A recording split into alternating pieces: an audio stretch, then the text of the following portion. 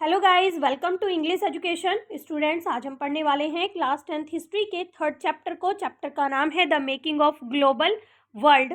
काफ़ी important chapter है, exams में इससे क्वेश्चन जरूर पूछे जाते हैं। और इससे पहले हम हिस्ट्री के 2 चैप्टर ऑलरेडी कंप्लीट कर चुके हैं। ज्योग्राफी और इकोनॉमिक्स के कुछ सिलेबस को हम ऑलरेडी कवर कर चुके हैं। Short question answer, long question answer, chapter से रिलेटेड मैप भी हम कर चुके हैं। अगर आपने वो वीडियोज़ नहीं देखी हैं तो डिस्क्रिप्शन बॉक्स में आपको लिंक मिल जाएगा, वहाँ से आप उन सभी वीडियोस को देख सकते हैं। तो चलिए स्टार्ट करते हैं। यहाँ पर हमारा चैप्टर है the making of global world, कि ये जो ग्लोबल वर्ल्ड है ये किस तरह से बना, इसकी हिस्ट्री के बारे में जानेंगे हम। और जो प्रेजेंट डे में जिस तरह से ग्लोबलाइजेशन हो रहा है उसके बारे में भी जानेंगे। चैप्टर में काफ़ी सारी डिटेल्स हमें मिलेंगी, यहाँ पर हम बहुत कुछ सीखेंगे। तो चलिए स्टार्ट करते हैं। सबसे पहले देखिए हम पढ़ेंगे the pre modern world. Pre modern world के बारे में हम जानेंगे। When we talk of globalization we often refer to an economic system that has emerged since the last 50 years or so। तो देखिए जैसे ही हम बात करते हैं ग्लोबलाइजेशन के बारे में, वैश्वीकरण के बारे में, तो हमारे दिमाग में क्या चीज़ें आती हैं? हमारे दिमाग में आता है ये इकोनॉमिक सिस्टम, और हमारे दिमाग में इमर्ज होता है कि ये हो सकता है 50 साल या उसके कुछ आसपास से ये सब चीज़ें एस्टेब्लिश हुई हैं।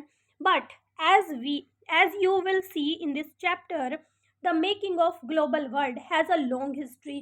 तो देखिए जैसे ही हम चैप्टर को पढ़ेंगे और हम जानेंगे कि इसकी एक काफ़ी लंबा इतिहास रहा है of trade, of immigration of people in search of work and movement of capital and much else। तो देखिए हम जानेंगे कि ये जो ग्लोबल वर्ल्ड है इसका काफ़ी लंबा इतिहास रहा है। लोगों ने व्यापार किया, इसका काफ़ी लंबा इतिहास रहा है। लोग जो हैं इधर उधर माइग्रेट हुए, यानी कि एक जगह से जाकर दूसरी जगह पर रहने लगे, चाहे वो काम की तलाश में गए हों। और उसी के बीच ये जो मूवमेंट ऑफ कैपिटल हुआ, यानी कि पैसा या करेंसी या दूसरी जो चीज़ें हैं उनका मूवमेंट हुआ, एक जगह से दूसरी जगह पर वो गई। और ऐसी ही कुछ और चीज़ें हम चैप्टर में जानने वाले हैं। As we think about the dramatic and visual scenes of global interconnectedness in our lives today, we need to understand the phases through which the world in which we live has emerged। तो देखिए जैसे ही हम इन सब चीज़ों को सोचते हैं इनके बारे में, तो देखिए हम क्या क्या चीज़ें सोचते हैं और आज की जो हमारी लाइफ है किस तरह से हम एक दूसरे से कनेक्ट हैं। तो ये सारी चीज़ें किस पर डिपेंड करती हैं कि किस तरह से पास्ट से होती हुई ये सारी चीज़ें चली आ रही हैं और किस तरह से हम लोग जो है एक दूसरे से जुड़े हैं। यही सारी चीज़ें हम चैप्टर में पढ़ेंगे। ये इस चैप्टर का इंट्रोडक्शन है। देखिए, all through history human society have become steadily more interlinked. तो देखिए ये जो सोसाइटी है, ह्यूमन सोसाइटी है, वो एक दूसरे से काफ़ी मतलब बहुत सारे तरीक़ों से एक दूसरे से जुड़ी हुई है। और इसकी हिस्ट्री को हम जानेंगे फ्रॉम एनिसेंट टाइम। और ये कब से हुआ? पुराने प्राचीन समय से जो ट्रैवलर्स थे, ट्रेडर्स थे, प्रिस्ट थे और पिलग्रिम्स थे, travelled vast distance for knowledge, opportunity and spiritual fulfilment और टू एस्केप परसुएशन। तो देखिए यहाँ पर बताया जा रहा है कि किस तरह से लोग जुड़े हुए थे। तो जो ट्रैवलर्स थे, जो ट्रेडर्स थे, प्रिस्ट थे और पिलग्रिम्स थे, वो नॉलेज की तलाश में, वो अपॉर्चुनिटी की तलाश में, मौक़ों की तलाश में, या अपनी स्पिरिचुअल फुलफिलमेंट यानी कि आध्यात्मिक ज्ञान के लिए वो एक जगह से दूसरी जगह पर ट्रैवल करते थे। और या फिर कुछ लोग जो है बचने के लिए दूसरी जगह पर ट्रैवल कर जाते थे। दे कैरिड गुड। अब वो कहीं पर भी ट्रैवल अगर करते थे तो अपने साथ कुछ सामान लेकर जाते थे, मनी लेकर जाते थे, वैल्यूज़ मतलब अपने सोच, अपने विचार लेकर जाते थे, अपने स्किल्स। कोई किसी चीज़ में कुशल होता है, कोई किसी चीज़ में, तो उनकी स्किल भी उनके साथ जाती थी, उनके जो आइडियाज़ थे वो अपने साथ लेकर जाते थे और इन्वेंशंस लेकर जाते थे, and even germs and disease. तो देखिए अब वो जाते थे तो उनके साथ एक जगह से दूसरी जगह पर उनके साथ कुछ जर्म्स, कुछ डिजीज़ वो भी जाती थी। तो देखिए as early as 3000 BCE an active coastal trade linked the Indus valley civilization with present day west Asia. तो देखिए यहाँ पर टाइम दिया गया है अर्ली 3000 BCE की बात है। जो कोस्टल ट्रेड हुआ उसने इंडस वैली को और आज की जो सिविलाइजेशन है, इंडस वैली की सिविलाइजेशन को, और जो प्रेजेंट डे कंडीशन है यानी कि वेस्ट एशिया की बात की जा रही है, वेस्ट एशिया को एक साथ जोड़ा था। For more than a millennia cowries के बारे में आप सभी जानते हैं, सेल्स होते हैं जो समुद्र में पाए जाते हैं। द हिंदी कोडीज और सेल्स, देखिए सी सेल्स होते हैं, used as for from of currency from the medieval found their way to China and East Africa. तो देखिए जो सी सेल्स थे, कौड़ी जो थे, उन्हें करेंसी के रूप में यूज़ किया जाता था। तो देखिए यहाँ पर बताया गया है कि ऐसे ही ये जो कौड़ीज थे, ये इनका मूवमेंट देखने के लिए मिला। कहाँ से? ये मिले चाइना एंड ईस्ट अफ्रीका में ये पाए गए। तो देखिए ये इनका मूवमेंट हो रहा था, यानी कि वो करेंसी के रूप में यूज़ किए जा रही थी और उन्हें एक जगह से दूसरी जगह पर ले जाया जाता था। The long distance spread of disease carrying germs may be traced as far back as 17th century. By the 13th century and it had become an unmistakable link. तो देखिए अब जैसे कि करेंसी वैल्यूज़ ये दूसरी चीज़ें लेकर जाई जा रही थी, तो हमने अभी ऊपर पढ़ा कि इसी तरह से कुछ जर्म्स थे, कुछ डिजीज़ थी, वो भी इधर उधर आ जा रही थी, उनका भी आदान प्रदान हो रहा था लोगों के साथ में। तो इस तरह से वो जो है इंटरकनेक्ट हो रहे थे, एक दूसरे से लिंक हो रहे थे। तो देखिए अब हम पढ़ेंगे सिल्क रूट के बारे में। सिल्क रूट के बारे में हम पढ़ेंगे, इम्पोर्टेंट है और यहाँ से क्वेश्चंस जरूर आते हैं, ध्यान से पढ़ेंगे। The silk route are good. The silk route are a good example of vibrant pre modern trade and cultural link between distant part of the world. तो देखिए ये जो सिल्क रूट है ना, ये बहुत ही अच्छा एक एग्जाम्पल है प्री मॉडर्न वर्ल्ड में हमें ट्रेड के बारे में बताने में, जो कि जिससे जो है जो कल्चरल लिंक था वो भी इसके माध्यम से देखने के लिए मिला। और ये दूर दराज के जो पार्ट थे संसार के, वो एक दूसरे को जोड़ रहे थे, लिंक कर रहे थे, ट्रेड हो रहा था और जो कल्चरल जो हमारी संस्कृति थी उसका भी आदान प्रदान हो रहा था। The name silk route point to the importance of west bound Chinese silk cargo along this route. तो देखिए ये जो रूट था, सिल्क रूट जिसे हम कह रहे हैं, तो इसके माध्यम से जो चाइनीज सिल्क कार्गो था ना, वो ट्रांसपोर्ट किया जाता था दूसरी कंट्रीज में, दूसरे रीजन्स में उसे ट्रांसपोर्ट किया जा रहा था। Historian have identified several silk routes. तो जो हिस्टोरियन है उन्होंने और भी बहुत सारे ऐसे सिल्क रूट है जिन्हें खोज निकाला। Over land and by sea, land पर और सी में भी थे ऐसे कुछ routes. Knitting together vast region of Asia, और एशिया के बड़े रीजन को वो एक दूसरे से जोड़ते थे। And linking Asia with Europe and north Africa, और एशिया को यही रूट यूरोप से और नॉर्थ अफ्रीका से जोड़ रहे थे। They are known to have existed since before Christian era and thrived almost till the 15th century. तो देखिए माना ऐसा जाता है, जो हिस्टोरियन है उनका कहना है कि ये जो सिल्क रूट है, यहाँ से जो ट्रेड किया जा रहा था, ये कब से एग्जिस्ट करते हैं? ये क्रिश्चियन इरा से पहले से एग्जिस्ट करते हैं और ये 15th सेंचुरी तक अस्तित्व में रहे।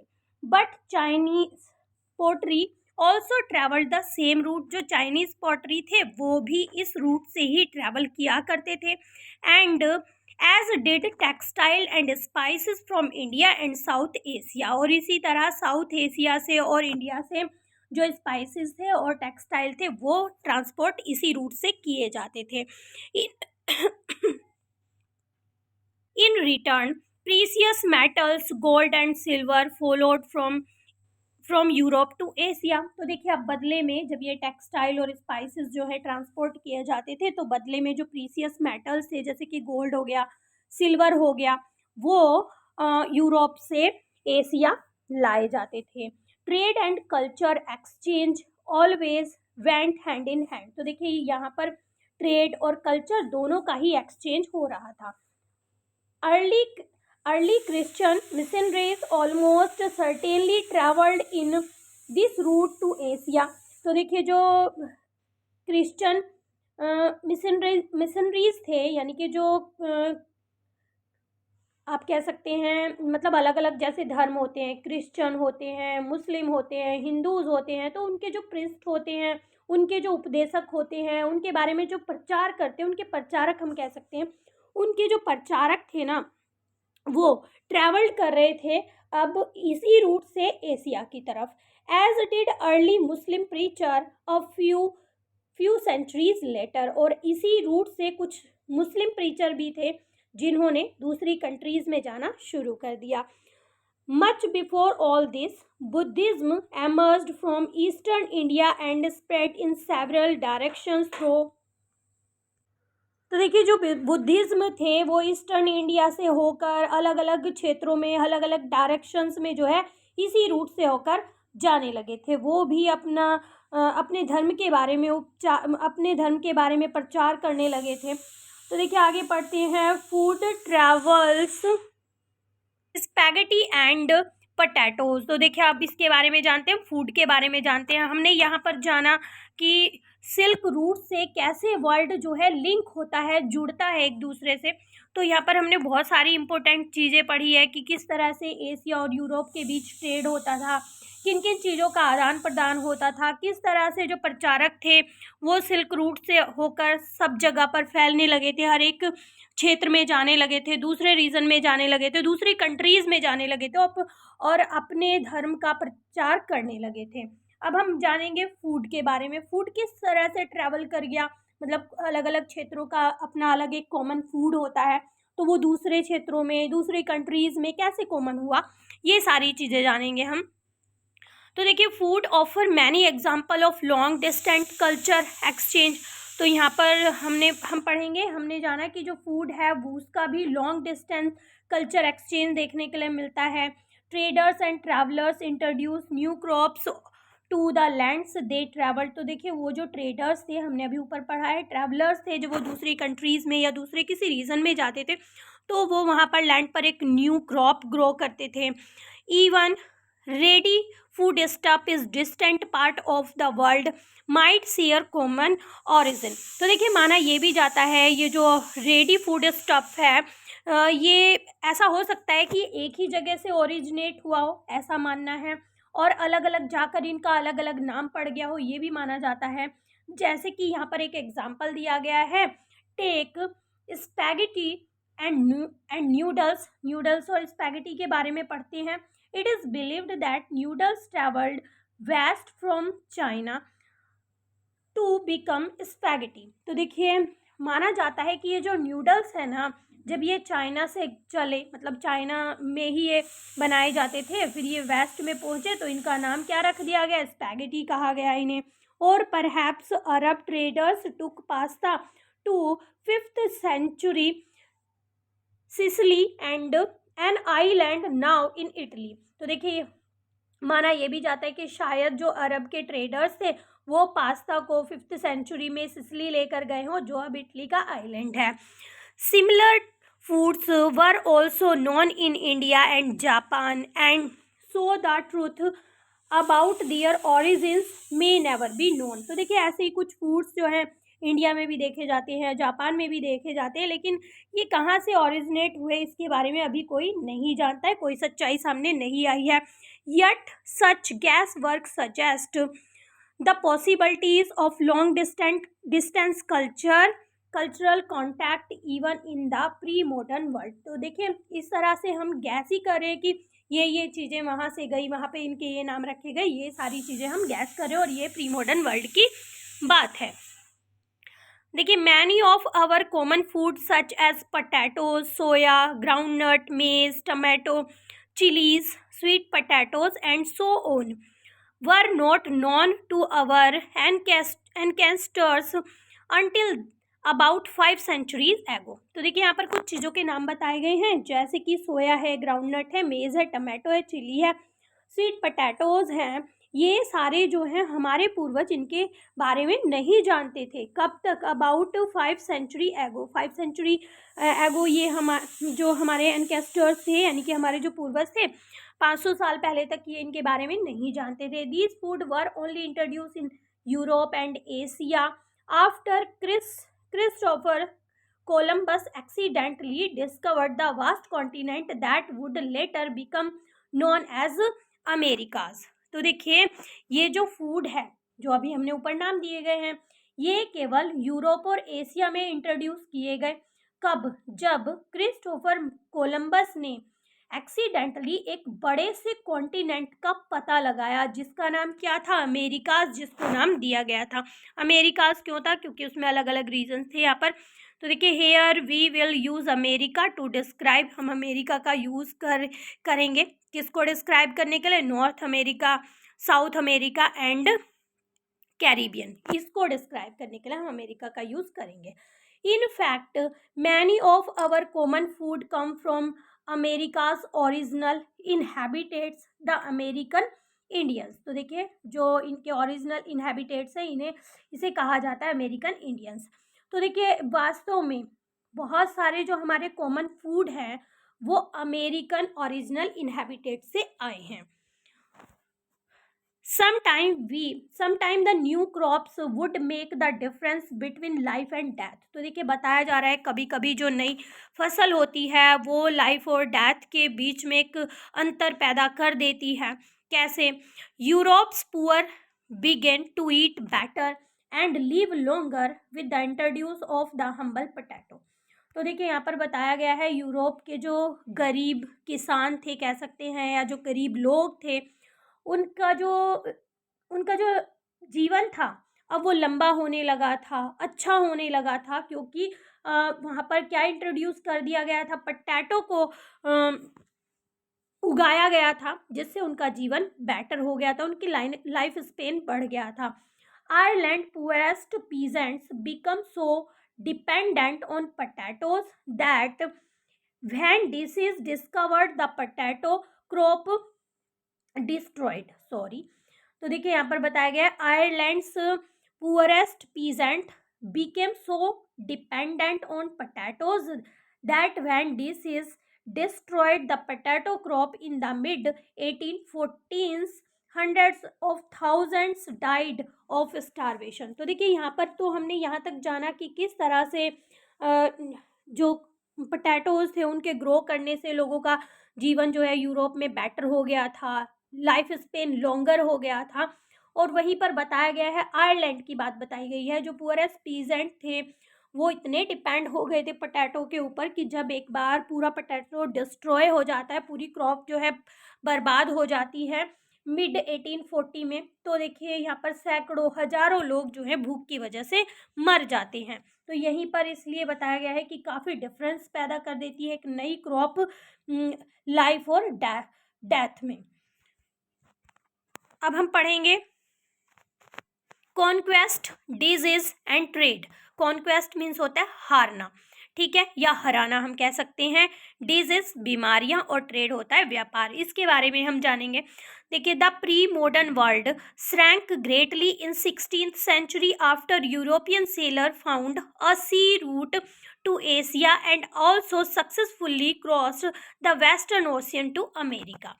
तो देखिए अब जो प्री मॉडर्न वर्ल्ड था ना वो काफ़ी छोटा हो गया था, काफ़ी श्रैंक हो गया था।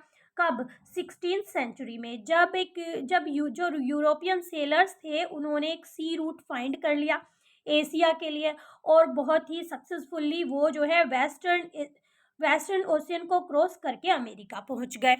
4 centuries before, the Indian Ocean had known a bustling trade with goods, people, knowledge, custom etcetera. तो देखिए अब कई सेंचुरी तक क्या होता रहा कि जो इंडियन ओशियन है उससे काफ़ी ज़्यादा ट्रेड होता रहा, चाहे वो गुड को लेकर हो, पीपल को, नॉलेज को, कस्टम को, हर एक चीज़ का ट्रेड होता रहा। तो देखिए the Indian subcontinental was central to these flows and a crucial point in their network। ये काफ़ी इम्पोर्टेंट पॉइंट था ये जो मतलब आयात निर्यात हो रहा था, दूसरा जो एक्सपोर्ट इंपोर्ट का काम हो रहा था या ट्रांसपोर्टेशन का काम हो रहा था, इसके माध्यम से बहुत ही इम्पोर्टेंट पॉइंट था। The entry of the Europeans helped expand और redirect some of these flows toward Europe. तो देखिए ये जो एंट्री थी यूरोपियंस की, ये हेल्प कर रही थी कि इसमें जो यूरोपियंस की एंट्री हो रही थी, इससे यूरोप को भी बहुत ज़्यादा फायदा हो रहा था, उसे भी ट्रेड करने का अच्छा मौका मिल रहा था। तो देखिए बिफोर इट्स डिस्कवरी, इसकी खोज से पहले America had been cut off from regular contact with the rest of the world for millions of years. तो देखिए मिलियंस ऑफ ईयर्स तक, जब अमेरिका की डिस्कवरी से पहले की बात यहाँ पर की जा रही है, जो अमेरिका था वो काफ़ी अलग थलग था, मतलब संसार के दूसरे हिस्सों से वो काफ़ी अलग था और मिलियन ऑफ ईयर्स तक वो अलग ही रहा। But from the 16th century, लेकिन 16th सेंचुरी से its vast land and abundant crop and minerals begin to transform trade and lives everywhere। लेकिन जब इसकी खोज कर ली गई तो इसका जो इसकी जो वहाँ पर बहुत ज़्यादा ज़मीन थी, इस पर जो क्रॉप ग्रो की जा रही थी, मिनरल्स थे, वो इधर उधर ट्रांसपोर्ट करने शुरू कर दिए, हर एक जगह ये सारी चीज़ें पाई जाने लगी। Precious metals particularly silver from mines located in present-day Peru and Mexico also exchange Europe's wealth and finance its trade with Asia। तो देखिए वहाँ पर जो प्रीसियस मेटल्स थे, पर्टिकुलरली सिल्वर की यहाँ पर बात की जा रही है, तो देखिए इन्हें माइन कर किया जा रहा था, जो कहाँ पर लोकेट थे, आज वो जगह कहाँ पर है, पेरू में और मैक्सिको में है। तो इससे क्या हो रहा था, जो यूरोप की वेल्थ थी ना, वो बहुत ज़्यादा बढ़ रही थी, वो धनी होता चला जा रहा था। And finance it's trade with Asia, और एशिया के साथ जो भी ट्रेड होता था वो इसी के माध्यम से फाइनेंस किया जाता था। तो देखिए बहुत सारी कहानियाँ भी 17th सेंचुरी में सुनने के लिए मिलती हैं अबाउट साउथ अमेरिका के बारे में, उसके वेल्थ के बारे में बहुत सारी कहानियाँ होती हैं। Many expedition set of in search of L Dorado कहा गया है, जो मतलब काफ़ी वेल्दी कंट्रीज़ होते थे, उन्हें एक डेफिनेशन दी जाती थी। The fable city of gold, तो देखिए बहुत सारी यात्राएं वहाँ पर की जाने लगी, ट्रेड वहाँ पर किया जाने लगा। The Portuguese and Spanish conquest and colonisation of America was decisively under way by the mid 16th century. तो देखिए जो पोर्चुगीज़ थे और स्पेनिश थे, उन्होंने क्या करना शुरू कर दिया, उन्होंने जो है अमेरिका को गुलाम बनाना शुरू कर दिया, उसे हराना शुरू कर दिया। और ये कब की बात है, ये है मिड 16th सेंचुरी की। European conquest was not just a result of superior fire power, और ये जो जीत हो रही थी ना यूरोपियंस की, तो इसका मतलब ये नहीं था कि ये जो है इनके पास बड़े बड़े हथियार थे, बहुत ही सुपर पावर थी उनके हाथ में, इसकी वजह से नहीं हो रहा था। In fact the most powerful weapon of Spanish conquerors was not a conventional military weapon at all. तो देखिए ये जो स्पेनिश थे, ऐसा नहीं था इनके पास बहुत बड़ी मिलिट्री पावर थी, मिलिट्री वेपन्स थे जिससे वो इन्हें हरा रहे थे। It was the germs such as those of smallpox that they carried on their person। तो देखिए वो क्या थे, वो वेपन क्या था, वो था जर्म्स, और जर्म्स किसके थे, स्मॉल पॉक्स के थे, जो कि वहाँ पर ले जाए गए कुछ पर्सन के द्वारा। Because of their long isolation America's original inhabitants had no immunity against these diseases that came from Europe। तो देखिए ये जो यहाँ के जो रहने वाले लोग थे, अमेरिका के जो रहने वाले लोग थे, ये काफ़ी टाइम से आइसोलेट थे, मतलब अलग थलग थे, इसलिए वहाँ के रहने वाले लोगों में इसके अगेंस्ट इम्यूनिटी नहीं थी, यानी कि वो स्मॉल पॉक्स से नहीं बच सकते थे, उनके बॉडी के अंदर ऐसी कुछ इम्यूनिटी नहीं थी कि वो उससे अपने आप को बचा सकें। जो बीमारी कहाँ से आई थी, यूरोप से आई थी। Small pox is particular proved a dead killer. तो देखिए स्मॉल पॉक्स जो है, जब उससे लोगों को बचाव ही नहीं हो रहा था, वो इन जर्म्स के बारे में जानते भी नहीं थे, तो कोई ऐसी मेडिसिन वगैरह भी उन्होंने इंट्रोड्यूस नहीं की थी, तो ये जो है डेडली किलर साबित हुआ उनके लिए, बहुत सारे लोगों की मृत्यु हुई। Once introduced it spread deep into continent, तो देखिए पूरी तरह से ये पूरे कॉन्टिनेंट में फैल गई है इस तरह के germs, ahead even of any Europeans reaching there. तो देखिए ये जो है, ये जो स्मॉल पॉक्स के जो जर्म्स थे वो पूरी तरह से वहाँ पर फैल चुके थे यूरोपियंस के द्वारा। It killed and decimated whole communities paying the whole for conquest. तो देखिए इस तरह से जो पूरी कम्युनिटीज़ थी ना, वो पूरी मतलब वो पूरे के पूरे समुदाय मर रहे थे और इस तरह से उन्हें जीत हासिल हुई। गन्स कुड बी बॉट और captured and turn against the invaders. तो देखिए उनका कहना था कि अगर गन हो उसे खरीद लिया जाए, पकड़ लिया जाए और वो जो इन्वेडर्स हैं उन्हें मारा भी जा सकता था, but not disease such as smallpox to which the conquerors were mostly immune. तो देखिए लेकिन ये जो स्मॉल पॉक्स नाम की बीमारी थी, जो कॉन्क्यूरर्स थे उनके पास तो उसके लिए इम्यूनिटी थी, लेकिन उनके पास इस चीज़ से बचने की इम्यूनिटी नहीं थी, तो यहाँ पर वो उन जर्म्स का कुछ भी नहीं कर सकते थे। Until the 19th century, poverty and hunger were common in Europe। अब देखिए 19th century तक जो पॉवर्टी थी यानी कि गरीबी और भूख जो है बहुत ही कॉमन हो गई थी पूरे यूरोप में।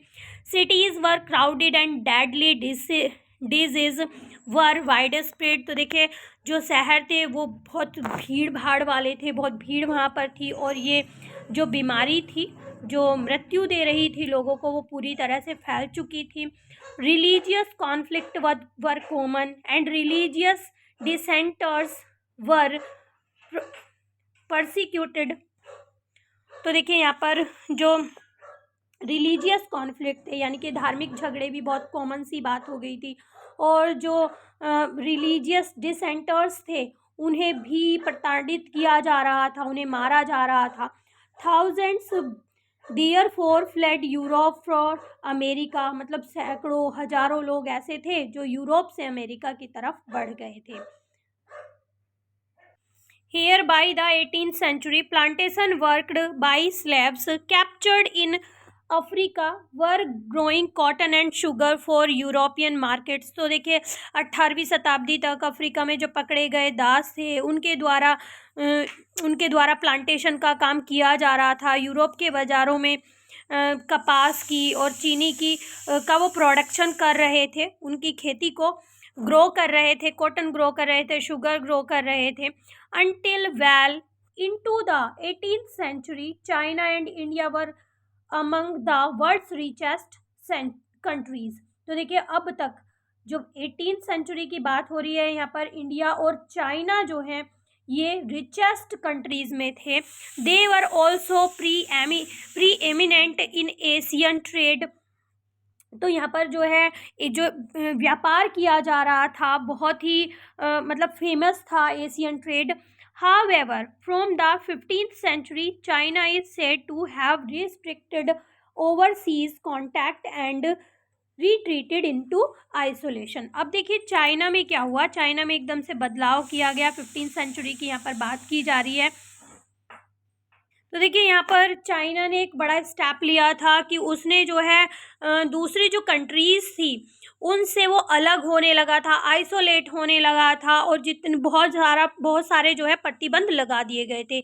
China's introduce role and the rising importance of the Americas gradually move the centre of the world trade eastward. तो देखिए इससे बहुत ज़्यादा प्रभाव पड़ता है कि एक तरफ जो चाइनीज़ थे, जो चाइना था, चीन की भूमिका घटती चली जा रही थी और अमेरिका की इम्पोर्टेंस जो है धीरे धीरे बढ़ रही थी और विश्व व्यापार हो रहा था और यही व्यापार इस केंद्र को पश्चिम की ओर लेकर जा रहा था। Europe now emerged as the centre of world trade. तो देखिए यूरोप अब विश्व व्यापार के केंद्र के एक रूप में उभर कर आता है। ठीक है, तो यूरोप की यहाँ पर प्रतिष्ठा जो है वो बढ़ जाती है। तो देखिए हमने यहाँ पर स्लेव के बारे में बात की थी कि लोगों को बेचा जाता था, खरीदा जाता था और वो जो है प्लांटेशन का काम किया करते थे। ये सारी चीज़ें इस पिक्चर में शो की जा रही हैं। तो आज का टॉपिक हम यहीं पर रखते हैं, यहीं तक कर लेते हैं क्लियर, क्योंकि वीडियो आपकी काफ़ी लेंथी हो गई है। 30 मिनट की वीडियो को हमने कंप्लीट कर लिया और आपका ये टॉपिक भी यहाँ पर क्लियर हो रहा है। अब हम पढ़ेंगे नेक्स्ट वीडियो में द 19th सेंचुरी। इस 19th सेंचुरी के बारे में पढ़ेंगे और जानेंगे कि किस तरह से लोग ट्रेड करते थे, इकोनॉमिक कंडीशन क्या थी, पॉलिटिकल सोशल सिचुएशन क्या रही। तो वीडियो अगर आपको अच्छी लगी है तो एक लाइक ज़रूर करें। चैनल पर अगर आप पहली बार आए हैं तो चैनल को सब्सक्राइब करें। मिलते हैं अपने नेक्स्ट टॉपिक में, तब तक के लिए bye bye and take care.